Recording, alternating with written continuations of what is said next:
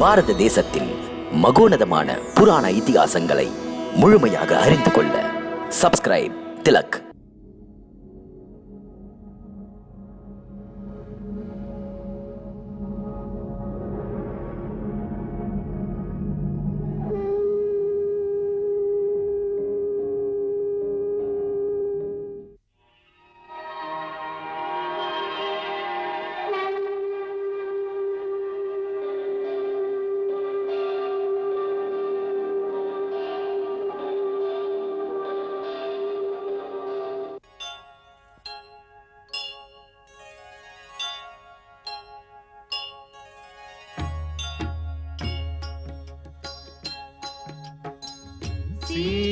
சீதாராமன் புனித கதை கேளீரே, மதுரம் மிகுந்த அனுபவம் பெற வாரீரே.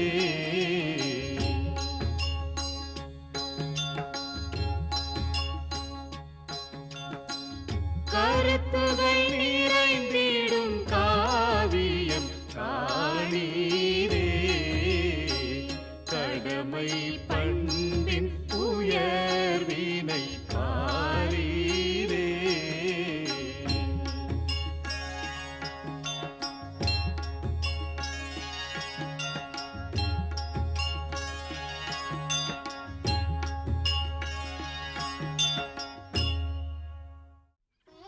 நான் இப்போது மகாராணி இல்லை. என்னை உங்களுடைய மகளாக ஏற்றுக்கொள்ளுங்கள் மகரிஷி.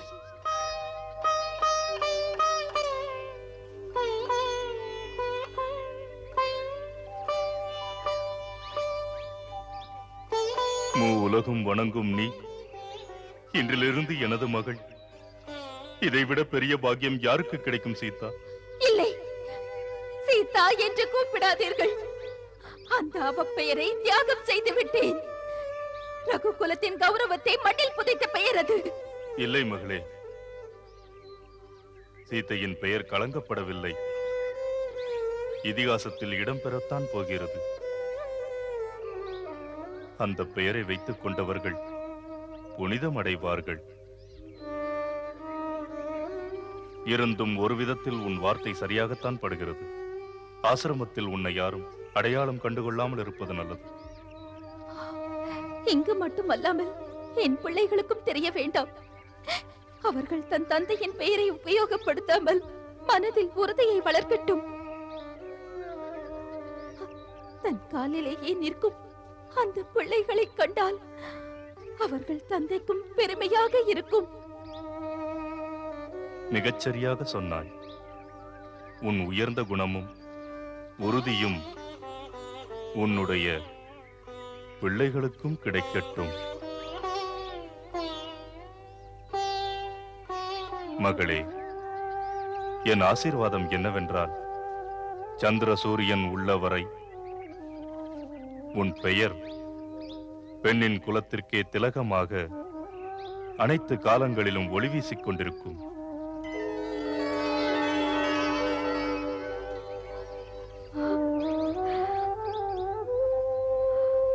மாமுனிவரே, எனக்கு ஒன்றும் சொல்ல தெரியவில்லை.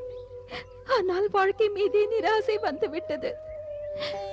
இந்த பேதை அயோத்தி மக்களின் நம்பிக்கையை இழந்து விட்டாள்.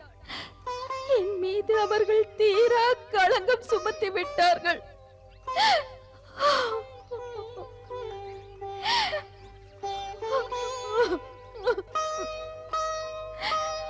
மகளே, இந்த களங்கம் உன் மீது அல்ல, அயோத்தியின் மீதே ஏற்பட்ட களங்கம் என்று சொல்ல வேண்டும்.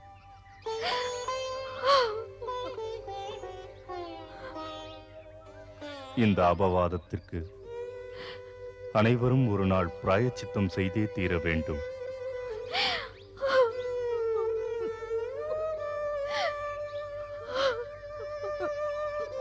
வா மகளே, நம் ஆசிரமத்திற்கு செல்வோம்.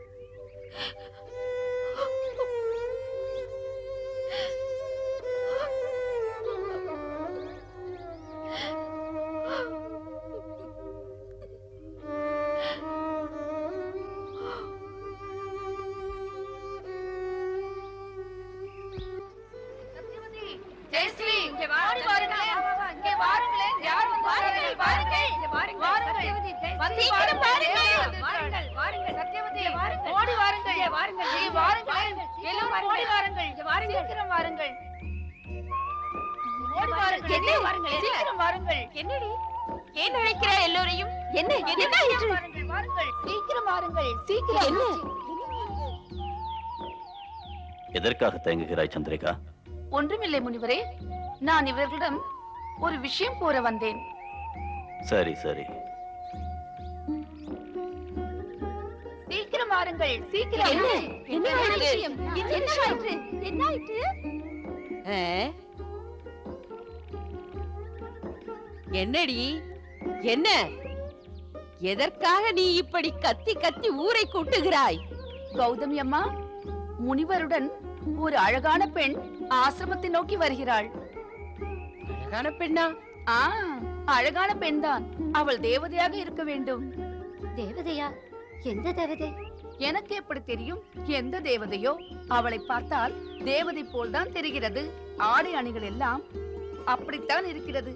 ஏதோ மகா தேவதையாய்த்தான் இருக்க வேண்டும். அப்படியா? ஆம் கௌதமி மாதா, அவள் முகத்தில் ஒரு தேஜஸ் இருக்கிறது. ஏதோ தேவலோகத்திலிருந்து வந்திருக்க வேண்டும். சந்திரிகா சொல்வதும் கூட உண்மையாக இருக்கலாம். குருதேவரை பார்ப்பதற்கு பிரம்மலோகத்தில் இருந்து பிரம்மா, நாரதர் எல்லோரும் வருவார்கள். ஸ்வர்க்கத்தில் இருந்து ஏதாவது ஒரு தேவதை குருதேவரை பார்க்க வந்திருக்கலாம். இதில் ஆச்சரியம் ஒன்றும் இல்லை. இதோ குருதேவர் வருகிறார்.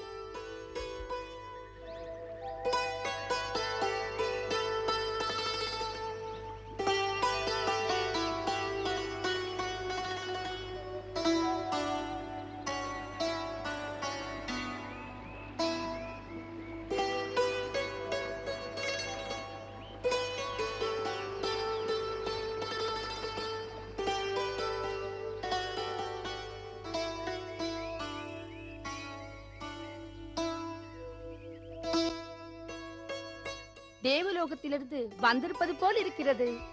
ரிஷிபத்தினி போல் ஆடை அணிந்திருக்கிறாள். இவள் தேவதை போல்தான் இருக்கிறாள்.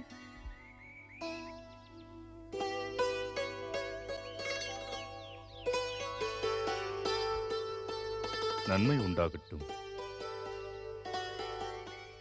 காதம்பரி, மகாஸ்வேதா, காவேரி, சந்திரிகா, உங்களுக்காக நான் ஒரு தோழியை அழைத்து வந்திருக்கிறேன். எங்கிருந்து வருகிறார்கள்? நான் தான் சொன்னேனே, தேவலோகத்திலிருந்து. என் குருதேவா, தேவலோகத்திலிருந்து வருகிறாள். இல்லை, இவள் தேவலோகத்திலிருந்து வரவில்லை.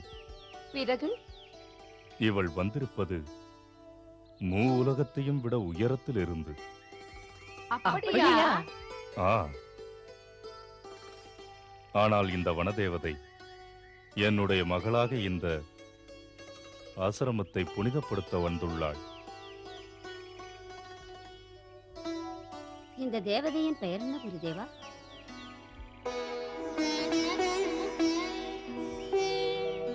வனதேவதையை வனதேவதை என்றுதான் அழைக்க வேண்டும். தேவதையை பெயரிட்டு அழைக்க கூடாது. அது பாவம். மன்னித்து விடுங்கள் வனதேவதையே, நாங்கள் தவறு இழைத்து விட்டோம். ஒருபோதும் பெயரை கேட்க மாட்டோம். மகளே, இதெல்லாம் அன்பை எடுத்து காட்டுகிறது. உனக்கு கஷ்டம் வரும்போதெல்லாம் இவர்கள் தன்னுடைய அன்பு, பக்தி முதலிய நல்ல எண்ணங்களால் தொண்டு செய்வார்கள். இவர்கள் உனக்கு சேவை செய்ய காத்திருக்கிறார்கள். காவேரி, சந்திரிகா, நீங்கள் வனதேவதையை தனியாக விட்டு செல்லக்கூடாது. இல்லை குருதேவா, நாங்கள் அவர்களை பத்திரமாக பார்த்துக் கொள்கிறோம். இந்த சந்திரிகா பேசுவதில் சிறந்தவள். பேச்சில் அவளை யாராலும் ஜெயிக்க முடியாது. இதோ இந்த கீர்த்தி பாலாவிடம் ஜாக்கிரதையாக இரு. என்னை பார்த்து பயப்படுகிறீர்களே, நான் அப்படியா இருக்கிறேன்? இல்லை, நீ பொல்லாதவள் ஆயிற்றே. கௌதமி மாதா, வனதேவதை நம் ஆசிரமத்தில் தங்க ஏற்பாடு செய்யுங்கள். இங்கு அவளுக்கு எந்த கஷ்டமும் இருக்கக்கூடாது. கர்ப்பவதியாக இருப்பதால் அவளை எக்காரணம் கொண்டும் தனியாக விடாதீர்கள். தாங்கள் கவலைப்படாதீர்கள் குருதேவா. கண்ணுக்குள் வைத்து இவளை காப்பாற்றுகிறோம். மகளே, தந்தையின் வீட்டில் புகுந்த வீட்டைப் போல் பணமும் சௌகரியமும் இல்லை என்றாலும் கூட பிறந்த வீட்டில் கிடைக்கும் புனிதமான அன்பு எப்போதும் உனக்கு கிடைக்கும்.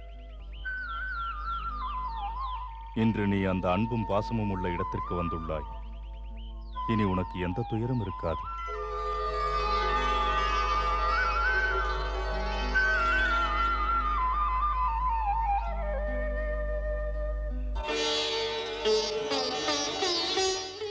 உங்கள் ஆதரவு இருக்கும்போது கஷ்டங்கள் எப்படி என்னை அணுக முடியும்?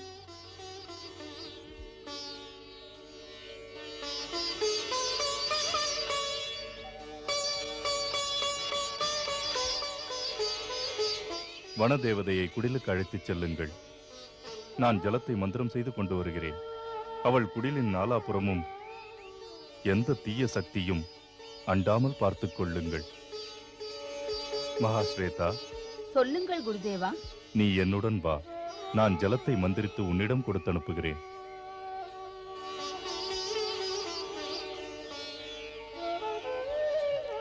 வாருங்கள் வனதேவதை, போகலாம் வாருங்கள்.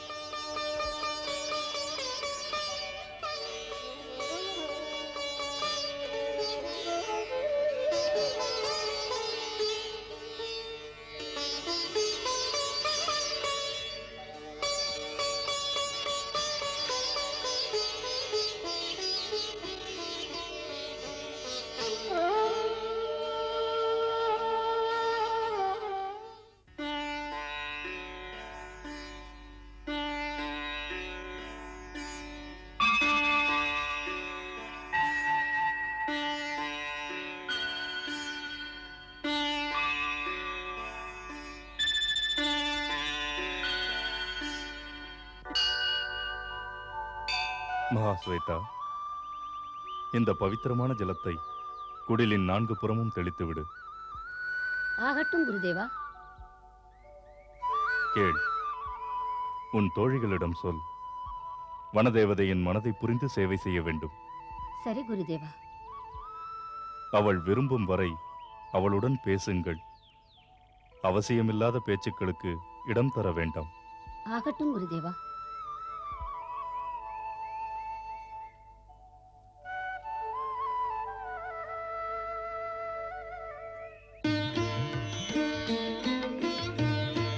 மகாஸ்வேதா, இன்னொரு ஆசனம் கொண்டு வா. சரியாக போடுங்கள்.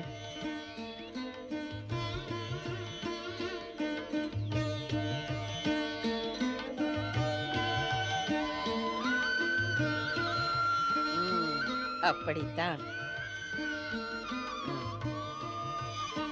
வனதேவதை, தாங்கள் இப்போது ஓய்வெடுத்துக் கொள்ளுங்கள். மாதா, நீங்கள் என்று அழைக்காதீர்கள். நான் உங்களுடைய மகளை போன்றவள். சரி மகளே, நீ மகளைப் போல் அல்ல, நிஜமாக என் மகள்தான். அப்படி நினைத்துத்தான் உனக்கு பணிவிடை செய்கிறேன். வா, உட்கார்.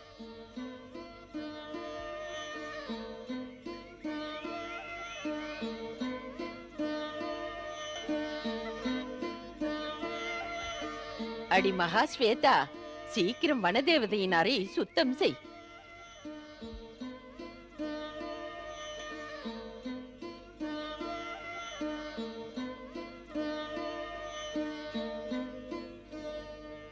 லக்ஷ்மணா, நீ எனக்காக ஒரு உதவி செய்வாயா? எனக்காக இந்த மண்ணிலே புல்படுக்கை ஒன்றை செய்வாயா? அண்ணா, அண்ணா. சீதையும் இவ்வாறு புல்லிலேதானே படுத்திருப்பாள்.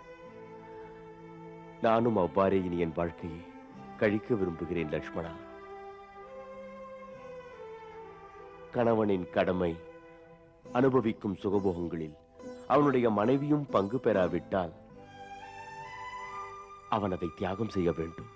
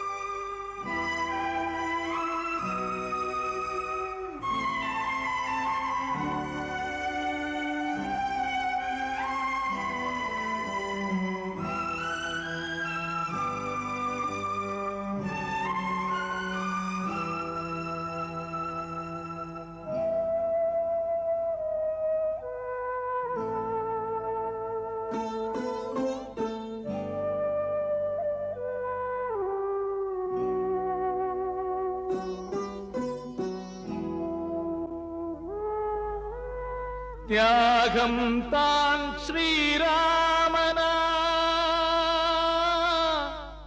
தியாகத்தின் தியாகம் தேவியா, தியாகத்தின் வடிவத்தை கண்டனரே தேவர்கள் ராமனை வணங்கினரே.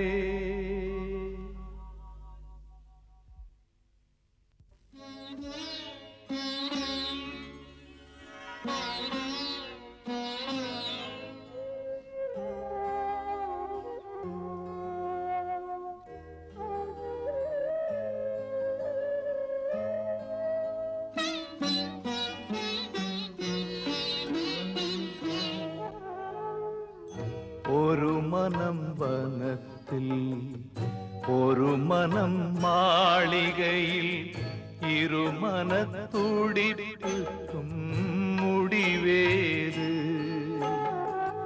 கண்கள் சிந்தும் கங்கை நீரிலே கண்மணி சீதை நனைகின்றாள்.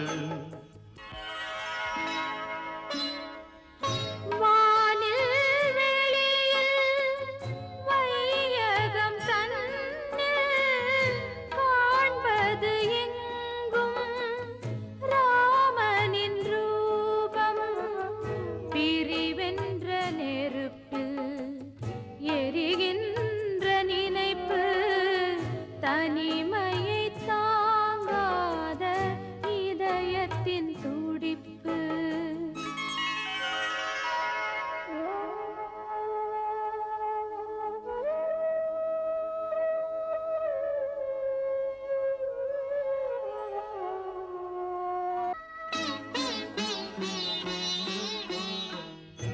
எங்கும் சீதை, எதிலும் சீதை, எங்கு சென்றாளோ பாவம் பேதை அணியும் மணிமூடி கல்லாகும் அவள் நினைவோ நெஞ்சில் முள்ளாகும்.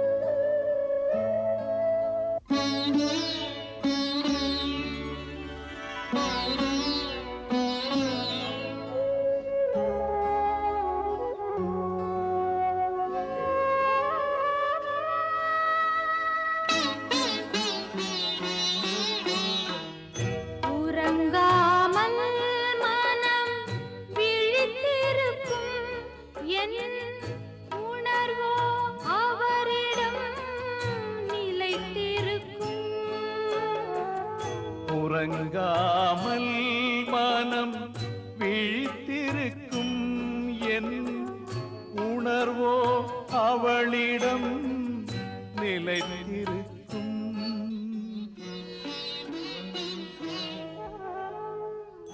உயிரே உயிரே நீ இல்லாமல் உடல் மட்டும் இங்கே துடிக்கின்றதே. உயிரே உயிரே நீ இல்லாமல் உடல் மட்டும் இங்கே துடிக்கின்றதே.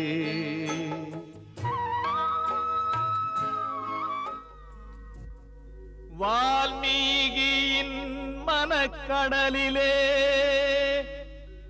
எண்ணம் எனும் அலைகள்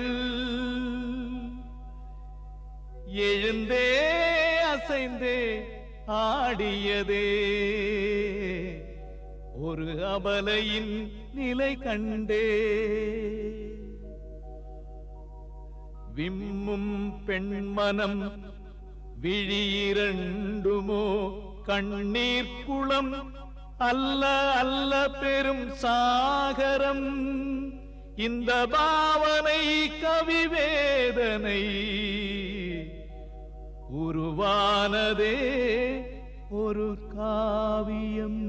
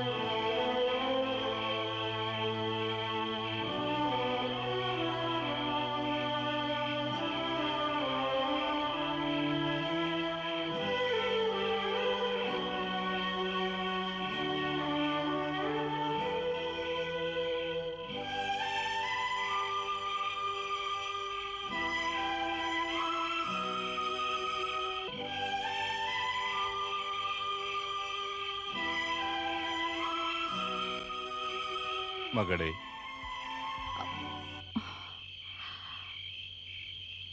என்ன யோசித்துக் கொண்டிருக்கிறாய்?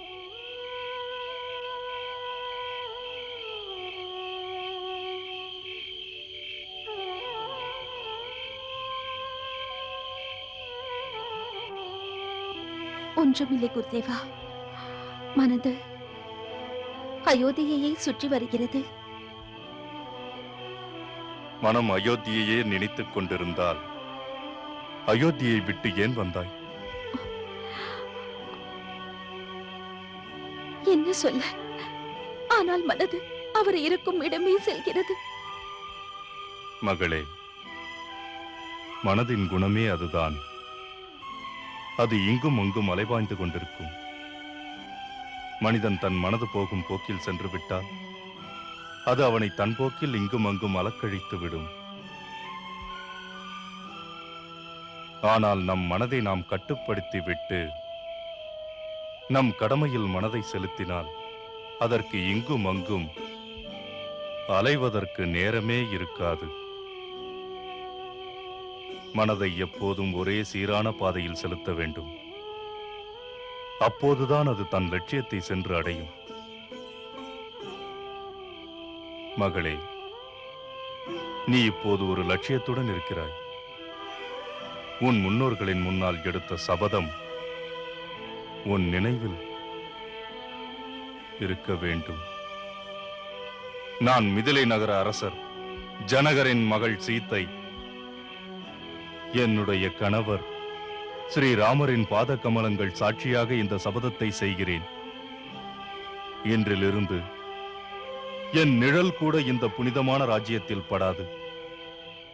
நான் என் பெயரையும் தியாகம் செய்கிறேன். இந்த பெயர் யாருடைய நினைவிலும் வர வேண்டாம். நான் ரகுகுல வாரிசை என்னுடைய கர்ப்பத்தில் சுமந்து செல்கிறேன். உங்கள் வாரிசுகள் உங்கள் பெயரையும் புகழையும் பெருமையடையச் செய்வார்கள் என்று நான் உறுதியளிக்கிறேன்.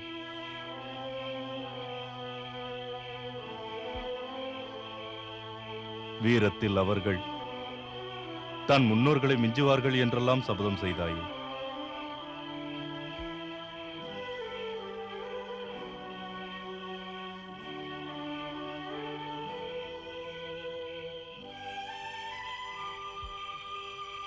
நீ எந்த வாரிசுகள் தன் முன்னோர்களை விட அனைத்திலும் சிறந்து விளங்குவார்கள் என்று சங்கல்பம் செய்து கொண்டாயோ,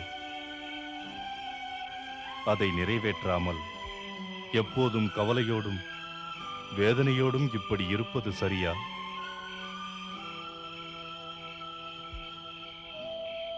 இந்த மனநிலை உன்னுடைய வாரிசுகளை பாதிக்காதா? உன் மனதில் ஒருபோதும் அவநம்பிக்கைக்கும் வேதனைக்கும் இடம் தரக்கூடாது.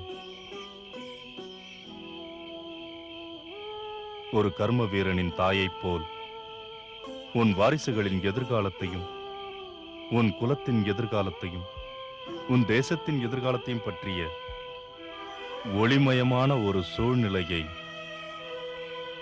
நாலாபுறமும் வளரச் செய்ய வேண்டும். அது மக்கள் அனைவருக்கும் வெளிச்சம் காட்டும்.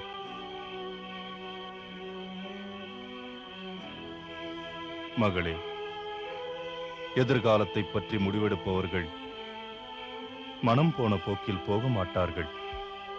மனதை தன் கட்டுப்பாட்டில் வைத்திருப்பார்கள்.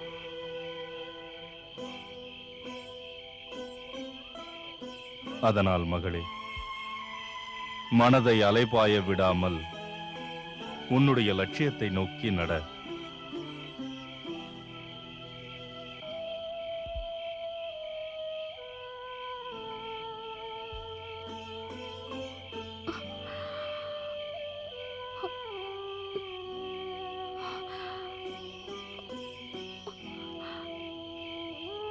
என்னை மன்னித்து விடுங்கள் முனிவரே.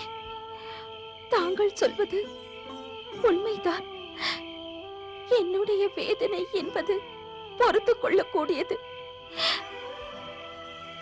ஆனால் என்னை விட அவருக்குத்தான் வேதனை அதிகம். எனக்காவது ஒரு லட்சியம் உள்ளது. ஆனால் அவருக்கோ அந்த அரண்மனை முழுவதும் இருட்டாகவே தோன்றும். மகளே, வாழ்க்கை என்பது அரண்மனைக்குள் அடங்கி விடுவதல்ல. வாழ்க்கை மிக விசாலமானது. ஒரு அரசனுக்கு அவன் ஆட்சியின் கீழ் உள்ள நாடு பெரிதாக இருக்கும். ராகவன் கடமை வீரனாக இருப்பதால் சமாளித்துக் கொள்வான். நீ மட்டும் தைரியமாக இல்லையானால் அவனால் எப்படி சமாளிக்க முடியும்?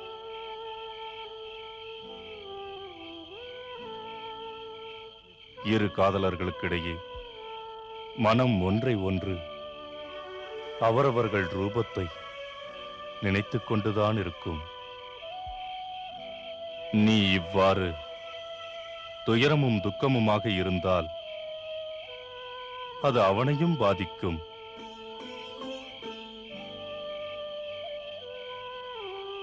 நீ கடமையையும் லட்சியத்தையும் அன்பையும் ஆசையையும் அவனை சென்றடையச் செய்ய வேண்டும். இச்சமயம் அதுதான் அவனுக்கு பலமாக இருக்கும். மகளே, அதனால்தான் சொல்கிறேன், கவலையை விட்டுவிட்டு ஒளிமயமான எதிர்காலத்தை பற்றி சிந்திக்கத் தொடங்கு. இதை மறந்து விடாதே. ஒரு மகா தியாகத்தை செய்து மிகப்பெரிய பொறுப்புடன் உன் வாழ்க்கையை நடத்த வேண்டியுள்ளது.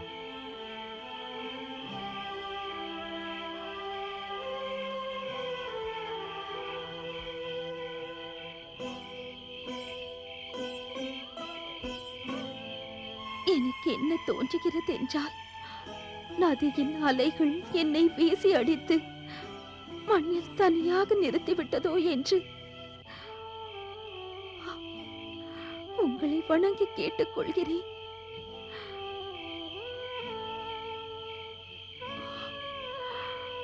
எனக்கு ஆசி வழங்குங்கள். நீங்கள் கூறியவாறு என் பாதையில் தைரியமாக நடந்து செல்வதற்கு.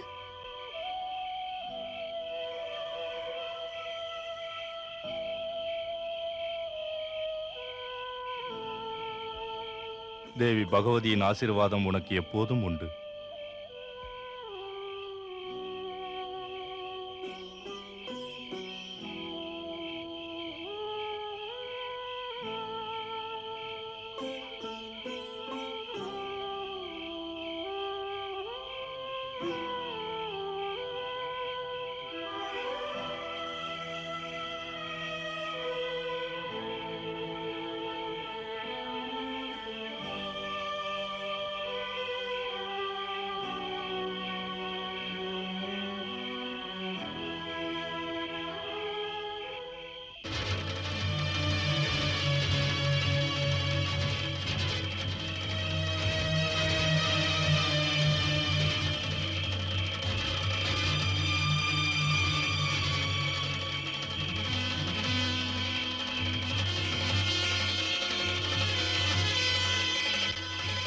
ஒரு அரசரின் ரதம் அயோத்தியை நோக்கி வருகிறது.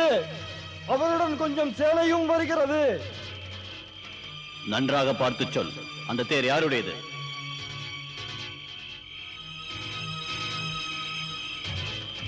இருட்டில் காண முடியவில்லை. உங்கள் சேனைகளை தயாராக இருக்க சொல்லுங்கள். ஆகட்டும் அரசே.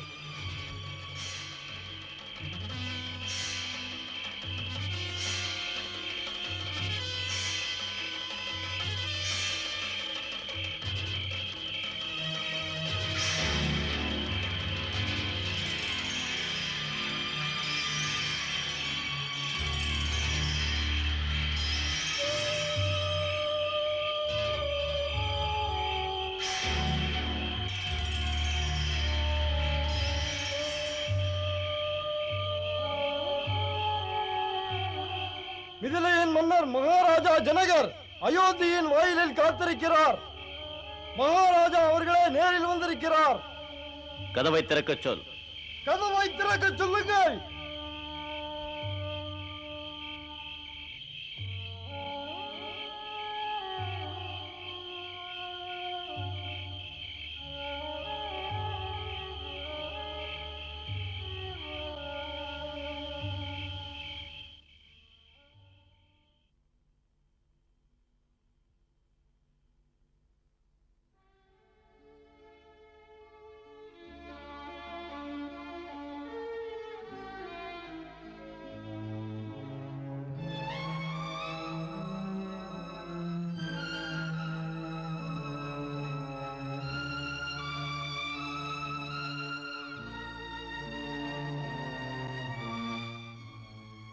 அண்ணா, மகாராஜா ஜனகர் வந்திருக்கிறார். மகாராஜா ஜனகரா எங்கே? அரண்மனைக்குள் வந்து கொண்டிருக்கிறார்.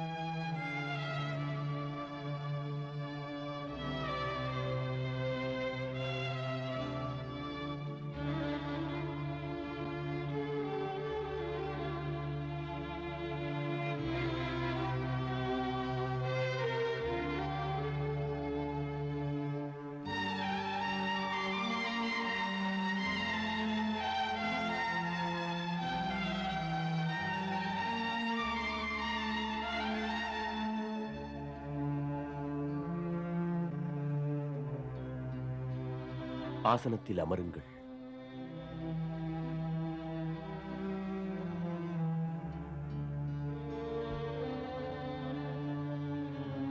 அந்த புறத்திற்கு போகலாமா?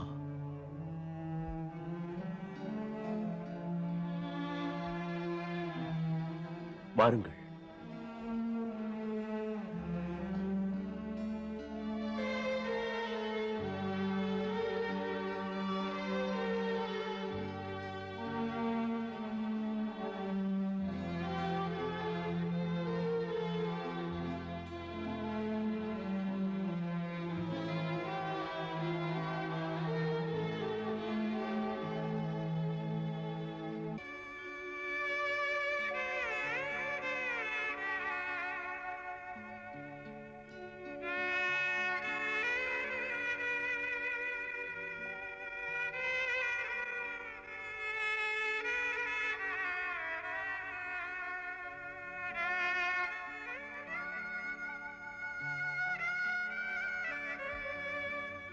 ராமா,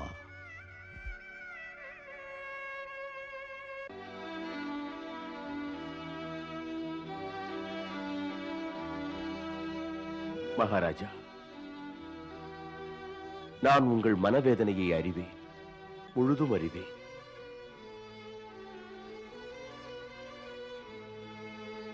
கஷ்டப்படும் பெண்ணின் தந்தையின் மனதில் 1000 கேள்விகள் எழலாம். உங்கள் மனதிலும் தற்சமயம் இதே நிலைதான் உள்ளது. எல்லா கேள்விகளையும் என்னிடம் கேட்க வேண்டும் என்று தோன்றலாம். என் மகளுக்கு ஏன் இந்த பயங்கரமான கொடுமை நடந்தது? அது எதற்காக? அவள் மீது என்ன தவறு என்றெல்லாம் என்னை கேள்விகள் கேட்கலாம். ஆனால் ஒரு தந்தை என்ற முறையில் உங்களால் எதுவும் செய்ய முடியவில்லை. ஆனால் ஒரு மகள் படும் வேதனையைக் கண்டு எந்த தந்தையாலும் தாங்கிக் கொள்ள முடியாது என்று எனக்கு தெரியும். அதோடு நான் எதுவும் செய்வதற்கில்லை மகாராஜா.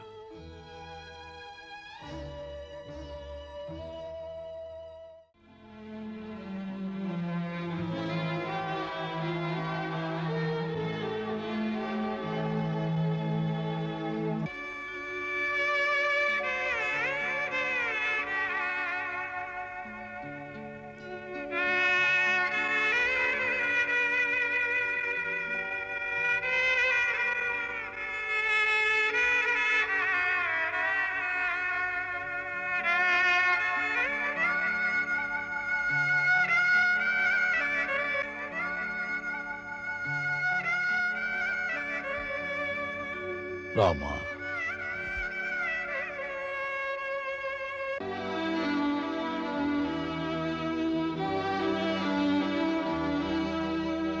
மகாராஜா, நான் உங்கள் மனவேதனையை அறிவேன், முழுதும் அறிவேன்.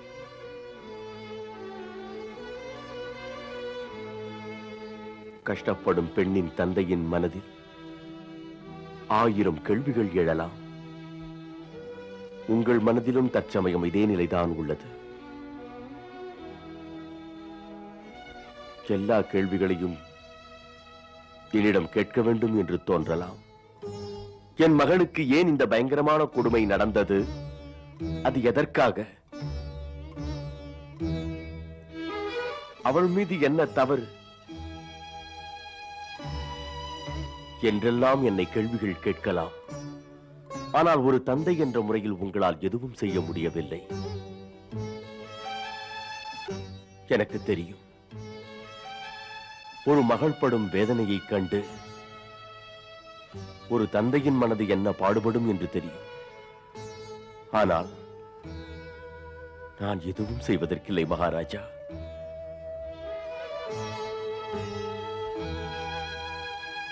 எனக்கு நன்கு தெரியும், நீங்கள் ஒரு நாள் இந்த எல்லா கேள்விகளையும் என்னிடம் கேட்க வருவீர்கள் என்று.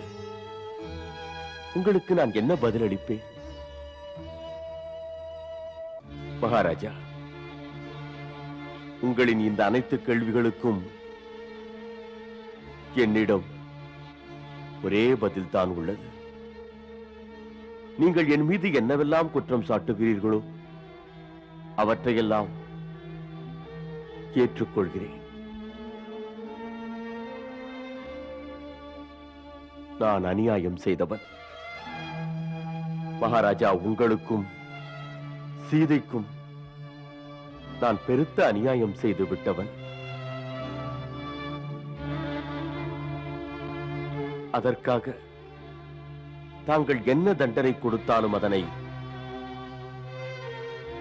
நான் ஏற்றுக்கொள்கிறேன்.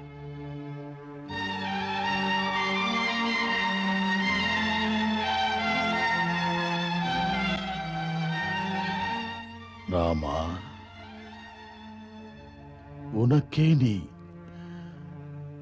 கொடுத்துக் கொள்ளும் தண்டனையை தவிர நான் வேறென்ன பெரிய தண்டனை தர முடியும்?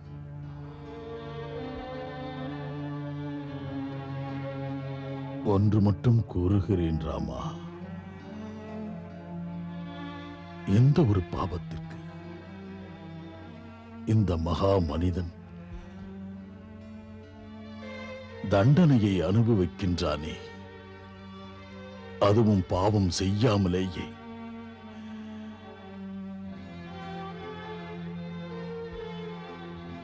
இது போன்ற கொடுமையை நான் எங்கும் கண்டதில்லை. ராமா, நீ அரசனாக இருந்தும் அரண்மனை சுகபோகங்கள் இருந்தும் சந்நியாசியை போல் வாழ்கிறாயே ராமா.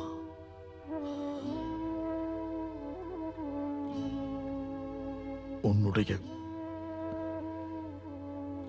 நிலைமையை பார்க்க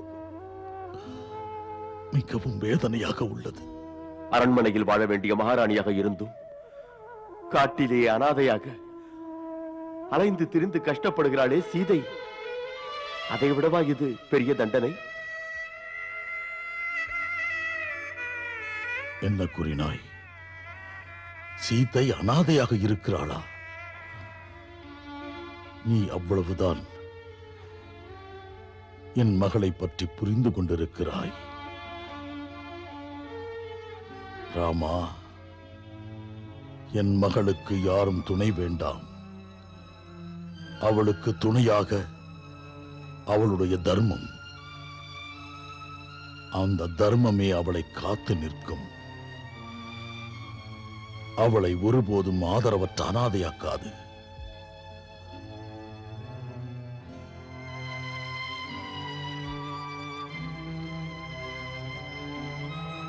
ஒருவேளை என் மகள் தனியாக அனாதரவாக இருந்திருந்தால் அந்த க்ஷணமே அவள் தந்தை அவளை காக்க ஓடோடி வரமாட்டாரா? அன்றிரவு எனக்கு நடந்தவை எல்லாம் தெரியும். அன்றிரவே இது தெரியுமா? பிறகு ஏன் தாங்கள் வரவில்லை? அவளுடைய ஆணையை மீறி என்னால் எப்படி வர முடியும்? அவள் ஆணைப்படிதான் இங்கு வந்துள்ளேன். சீதை ஆணையிட்டாளா? தாங்கள் சீதையை பார்த்தீர்களா? இல்லை. பிறகு எப்படி ஆணையிட்டாள்? செல்வதற்கு முன்னால் அவள் தியாகம் செய்ய முடிவெடுத்த உடனே அவள் மனம் திறந்து எனக்கு ஒரு கடிதம் எழுதியிருந்தாள். அதில் அவள் எழுதியிருந்த கடிதத்தில் எல்லா விவரங்களும் எழுதியிருந்தது. அதை படித்த பிறகுமா தாங்கள் பேசாதிருந்தீர்கள்? உடனே இங்கு வந்து அவள் முடிவை மாற்றிக்கொள்ள செய்திருக்க கூடாதா? நீ செய்த முயற்சி என்னாயிற்று? நீ மட்டும் எப்படி அவள் முடிவை ஒப்புக்கொண்டாய்? நீ எப்படி அவளை போக விட்டாய்? அவள் மீது சத்தியம் செய்து என் கைகளை கட்டிவிட்டாள். அப்படித்தான் என்னையும் செயலற்று போக செய்து விட்டாள். அவளது ஆணைக்கு நான் கட்டுப்பட்டேன். ஆனால் தன் தியாகத்தால் எப்படி உன் கௌரவத்தை உயர்த்தினாளோ அதுபோல் என் தலையையும் நிமிர்ந்து நிற்க செய்தாள்.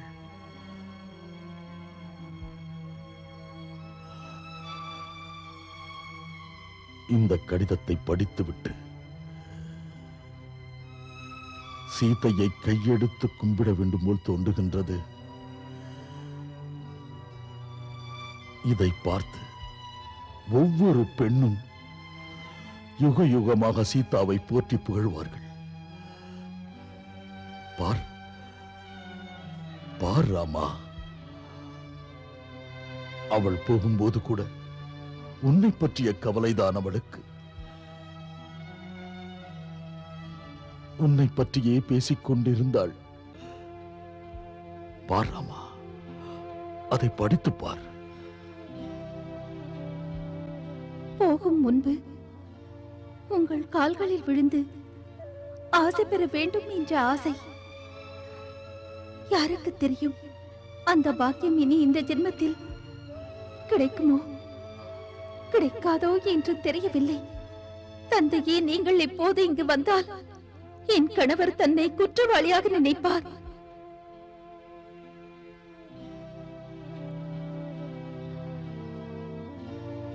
அவர் உங்கள் முன் வருவதற்கு வெட்கப்படுவதை என்னால் தாங்கிக் கொள்ள முடியாது. அதனால் நீங்கள் அயோத்திக்கு வர வேண்டாம். அவரிடம் எந்த கேள்வியும் கேட்க வேண்டாம். இதை நான் என் மீது ஆணையிட்டு சொல்கிறேன்.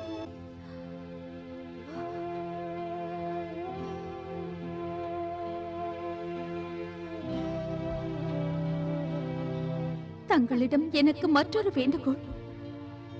அயோத்தியில் இருந்து நான் போன பிறகு அவர் வேதனையில் இருப்பதாக தகவல் வந்தால் தாங்கள் அங்கு சென்று அவருக்கு ஆறுதல் கூறுங்கள். இந்த சமயத்தில் என் ராமருக்கு ஆறுதல் கூற பெரியவர்கள் இல்லை, தந்தையோ இல்லை. தாய்மார்கள் தொலைவில் இருக்கிறார்கள், மற்றவர்கள் சிறியவர்கள். அவர்களால் என்ன சொல்ல முடியும்? இப்போதுதான் உங்களுடைய ஆறுதல் அவருக்கு தேவைப்படும்.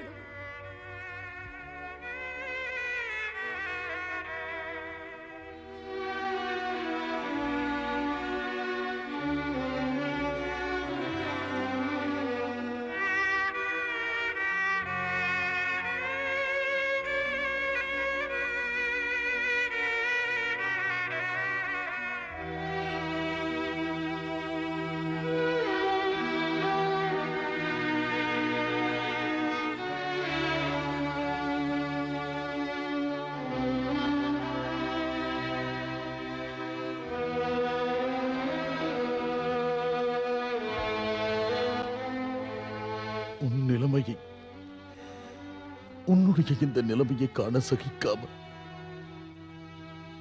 லக்ஷ்மணன் எனக்கு செய்தி அனுப்பியிருந்தான். நீ எவ்வளவு கொடுமையான விரதத்தை எடுத்துக் கொண்டிருக்கிறாய். இந்த உலகிலிருந்து நீ விரக்தி அடைய விரும்புகிறாயா?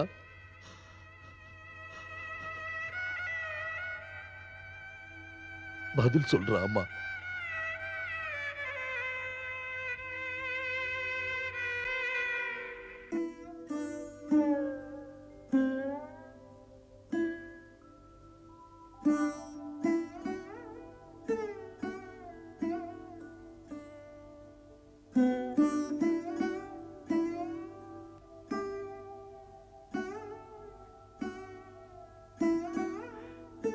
ஆமண்ணா, உங்களை என்னால் இந்த நிலையில் காண பொறுக்க முடியவில்லை. எங்களுக்கு வருத்தத்தை காட்டக்கூடாது என்று எங்கள் முன்னால் சிரிப்பது போல் இருக்கிறீர்கள். ஆழ்கடலில் பெருவெள்ளம் ஏற்பட்டால் அதை கட்டுப்படுத்த யாராலும் முடியாது. ஒரு நாள் கரையை உடைத்துக் கொண்டு வெளியே வந்தால் இந்த அயோத்தியை மூழ்கிவிடும். உங்கள் நிலைமையும் அதுதான். அதற்கு பயந்துதான் நான் மகாராஜாவிற்கு இந்த செய்தியை அனுப்பினேன். அவர் வயதில் மூத்தவர் என்பதால் தங்களை சமாதானப்படுத்தக்கூடும்.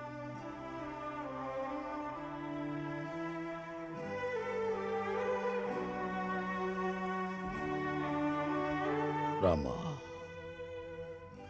நான் ஒரு விஷயத்தை மட்டும் சொல்ல வந்தேன். என் மகளின் தியாகத்தை வீணாக்கி விடாதே.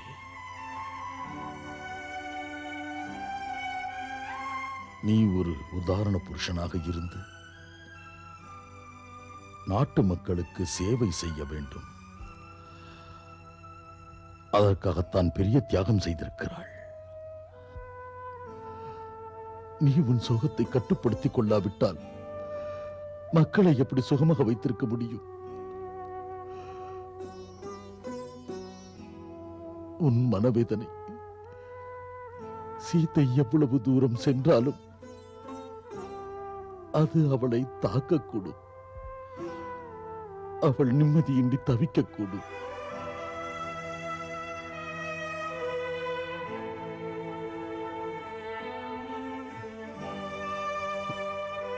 நீ வேதனைப்படுவதைக் கண்டு அவள் மேலும் கவலைப்படுவாள். ஏனெனில் கணவன் மனைவியுடைய ஆத்மா எப்போதும் ஒன்றை ஒன்று விட்டு பிரியாமல் இருக்கும்.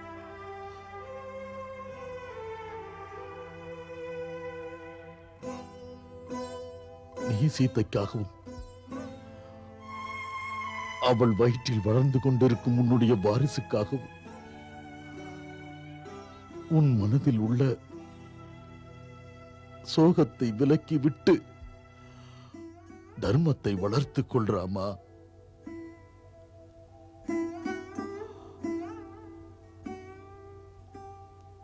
சீதாவின் தாய் மகாராணி சுனைனா என்னிடம்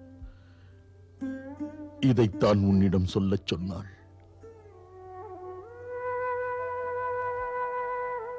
மகாராணி செய்தி மட்டும் தான் அனுப்பினாரா? நேரில் வரவில்லையா? அதுவும் நல்லதுதான். சீதை இல்லாமல் சூன்யமான இந்த அயோத்திக்கு வந்து என்ன பயன்? இல்லை ராமா, இல்லை. அப்படியெல்லாம் இல்லை. அவள் நிச்சயம் வந்திருப்பாள். ஆனால் அவள் இப்போது வரும் நிலையில் இல்லை.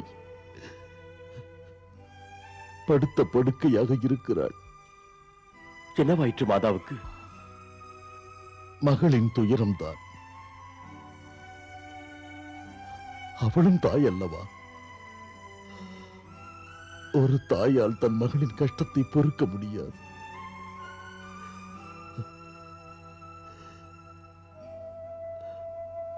என்றைக்கு அந்த கடிதம் வந்ததோ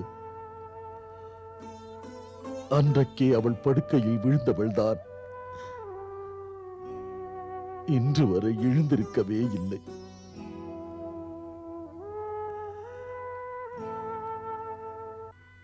சீதையை போல் அவளா மனதை கல்லாக வைத்துக் கொள்ள முடியவில்லை. பெற்ற தாயாயிற்றே, தாயாயிற்று.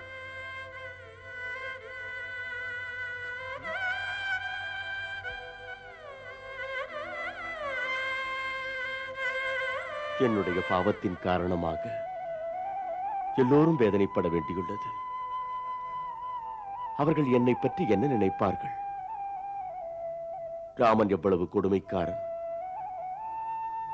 என் செல்ல மகளுக்கு அவன் இத்தனை பெரிய அநியாயத்தை செய்திருக்கிறானே. ஆனால் என் மகளோ அவளுக்காக எத்தனை பெரிய கொடுமையான கஷ்டங்களை எல்லாம் தாங்கிக் கொள்வாள் என்றெல்லாம் நினைப்பார்கள் அல்லவா? சொல்லுங்கள் மகாராஜா, தாங்கள் அனுமதி அளித்தால் நான் அங்கு வந்து அவரை பார்க்கலாமா?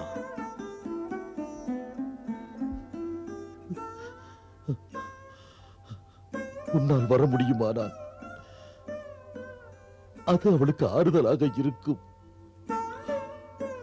நீ அங்கு வருவதானால் மகாராணி சுனைனாவின் உடல்நிலை குணமாகும்.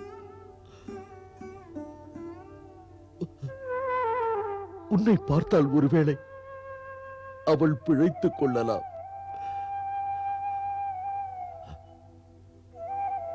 எனக்கு தெரியும், எனக்கு தெரியும். அயோத்தியின் அரசருக்கு மிதிலைக்கு வர நேரம் இருக்காது. மகாராஜா, ராமன் அயோத்தியின் அரசனாக இருக்கலாம். ஆனால் ராமன் உங்கள் பிள்ளை அல்லவா? பிள்ளைக்கு கட்டளையிடுவதற்கு தந்தை ஏன் இவ்வளவு யோசிக்க வேண்டும்? இவன் அதற்கு தகுதியற்றவன் என்பதால் தானே? தங்களுக்கு நான் துரோகம் செய்தவனாயிற்றே. இல்லை ராமா, உன்னை தகுதியற்றவன் என்று சொல்லாதே, அது பாவம். அது என் தவறுதான். இது நடக்கும் என்று நான் நினைத்தேன்.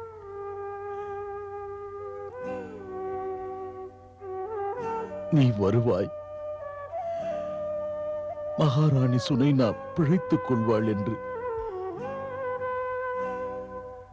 நீ வர முடியுமானா என்னுடன் வந்துவிடு மகனே, என்னுடன் வந்துவிடு.